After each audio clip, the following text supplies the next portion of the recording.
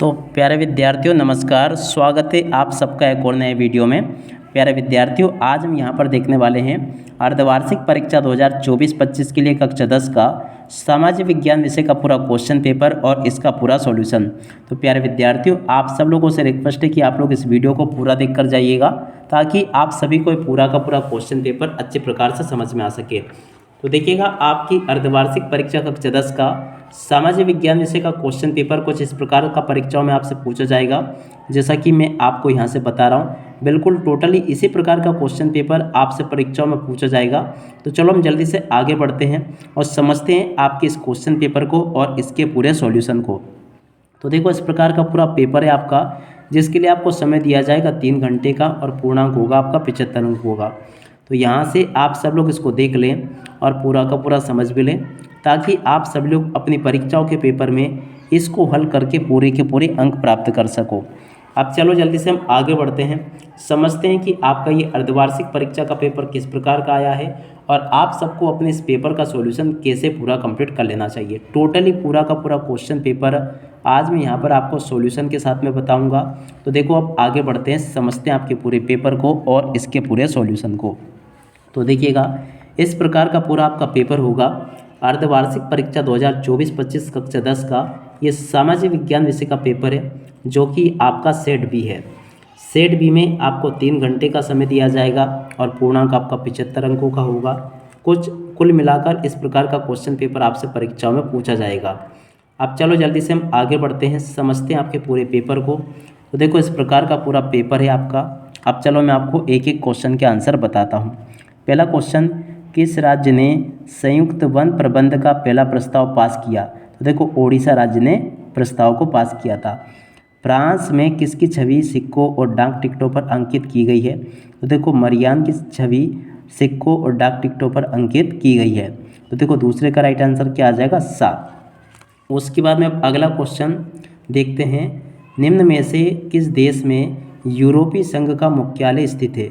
देखो, आपको ये बताना इनमें से किस देश में यूरोपीय संघ का मुख्यालय स्थित है। तो देखिएगा, बेल्जियम की राजधानी है ब्रुसेल्स, उसमें इसका मुख्यालय स्थित है। तो इसका राइट आंसर क्या आ जाएगा? बेल्जियम। उसके बाद में चलो अब अगला क्वेश्चन पढ़ते हैं, क्या लिखा है, मानव विकास में भारत में किस राज्य की स्थिति बेहतर है? तो देखिएगा, मानव विकास में भारत की किस राज्य की स्थिति बेहतर है? तो देखो, इसका राइट आंसर आ जाएगा केरल। केरल यहाँ से आप लोग लिख लें। उसके बाद में अगला क्वेश्चन, मध्य प्रदेश में स्थानांतरित कृषि को निम्न में से किस नाम से जाना जाता है? देखो, इसके नाम से जाना था दहिया। क्या लिखोगे यहाँ से? दहिया। उसके बाद में अगला क्वेश्चन, किस स्थान पर महात्मा गांधी द्वारा आयोजित नमक मार्च समाप्त हुआ? तो देखो, दांडी नामक स्थान पर नमक मार्च समाप्त हुआ था। उसके बाद में प्रश्न नंबर 2 को देख लो, जिसमें कि आपसे रिक्त स्थानों की पूर्ति पूछी गई है। अब देखो, रिक्त स्थानों की पूर्ति कैसे करनी है आपको। पहला क्वेश्चन, प्रसिद्ध पुस्तक हिंद स्वराज के लेखक। तो देखो, इस पुस्तक के लेखक कौन है? महात्मा गांधी। यहाँ से आप लोग देख ले और पूरा का पूरा लिख ले। उसके बाद में चलो अब आगे बढ़ते हैं, अगले क्वेश्चन को देखते हैं। देखो, अगला क्वेश्चन लिखा है, अपने समय की सबसे बड़ी कृत्रिम झीलों में से एक भोजताल भोपाल 11वीं शताब्दी में बनाई गई थी। क्या लिखोगे यहाँ पर? भोजताल यानी कि भोपाल। उसके बाद में अगला क्वेश्चन पढ़ते हैं, श्रीलंका में 33% लोग तमिल भाषा बोलते थे। तो देखो, 33 नहीं, आपको 20% लिखना होगा। कितना? 20%। उसके बाद में अगला क्वेश्चन, नगर निगम का प्रमुख कहलाता है। देखो, नगर निगम का प्रमुख क्या कहलाता है? महापौर कहलाता है। उसके बाद में चलो अगला क्वेश्चन देखते हैं, क्या लिखा है, बैंकों में जमा धन का खाता धारक को भी मिलता है। तो देखो, क्या मिलता है? ब्याज मिलता है। तो देखो, यहाँ पर आपको ब्याज लिख देना है। क्षेत्रक में श्रमिक वस्तुओं का उत्पादन नहीं करते। तो देखो, यहाँ पर आपको लिख देना, प्राथमिक क्षेत्रक में श्रमिक वस्तुओं का उत्पादन नहीं करते हैं। तो यहाँ पर आपको प्राथमिक लिख देना है। उसके बाद में देखो, अब यहाँ से आप सब लोग जोड़ी का मिलान देख ले। जोड़ी कैसे आपको मिलानी है, चलो हम एक एक क्वेश्चन के आंसर को देखते हैं। तो पहला क्वेश्चन, रिहंद की जोड़ी मिल जाएगी सोन नदी से। स्टेपलर की जोड़ी मिल जाएगी आपकी रेशों के हिसाब से ऊन छाटना से। और संविधान की व्याख्या न्यायालय। शिशु मृत्यु दर सबसे कम, तो देखो केरल में है। श्रीलंका में गृह युद्ध का अंत 2009 में हुआ।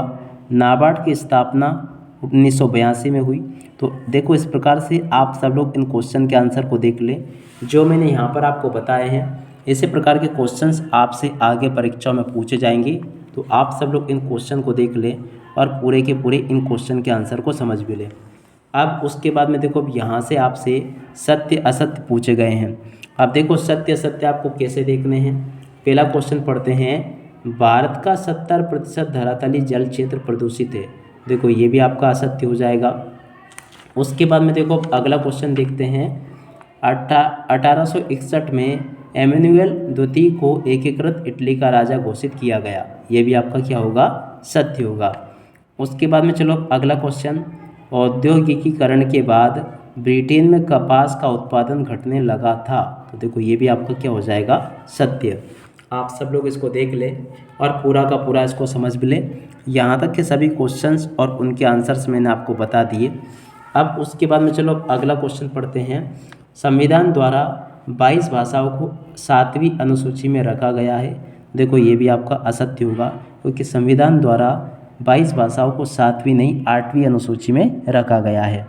उसके बाद में अगला क्वेश्चन, बहुराष्ट्रीय कंपनी वे है जो केवल अपने राष्ट्र के लिए उत्पादन करती है। तो देखो ये भी आपका क्या हो जाएगा, सत्य हो जाएगा, असत्य होगा।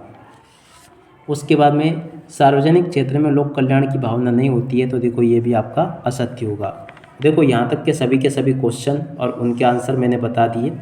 अब इसके बाद में आप सब लोग यहाँ से एक वाक्य या फिर एक शब्दोत्तर को देख लो। एक वाक्य या फिर एक शब्दोत्तर कैसे पूरे करने हैं आपको। पूरे देश के लिए बनने वाली एक सामान्य सरकार को क्या कहा जाता है। देखो इसको कहते हैं केंद्र सरकार। उसके बाद में पोखरण जहाँ भारत ने अपने परमाणु परीक्षण किए किस राज्य में स्थित है। तो देखो राजस्थान में स्थित है। उसके बाद में नए युग का प्रतीक किस उद्योग को कहा जाता है। तो देखो कपास को कहा जाता है। किसको, कपास को। स्वराज्य पार्टी का गठन किसने किया। तो देखो चित्तरंजन दास ने किया था। उसके बाद में देखो अगला क्वेश्चन, भांगड़ा नांगल परियोजना किन नदियों के बेसिन पर है। तो देखो सतलज नदी के बेसिन पर ये स्थित है। उसके बाद में अगला क्वेश्चन, गुजरात का सबसे महत्वपूर्ण तेल क्षेत्र कौन सा है। तो देखो अंकलेश्वर तेल क्षेत्र जो ना गुजरात का सबसे महत्वपूर्ण तेल क्षेत्र है। तो देखो इस प्रकार से यहाँ तक के सभी क्वेश्चन और उनके आंसर मैंने बता दिए। उसके बाद में इन क्वेश्चन को देख लो।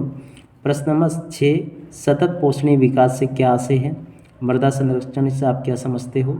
मरुस्थलीय मृदा की कोई 2 विशेषताएं और बांगर क्या है, ये भी आपके पेपर में पूछा जाएगा। और इसके बाद में फिर इधर देखते हैं इन क्वेश्चन को। देखो जैव और अजैव संसाधन क्या होते हैं।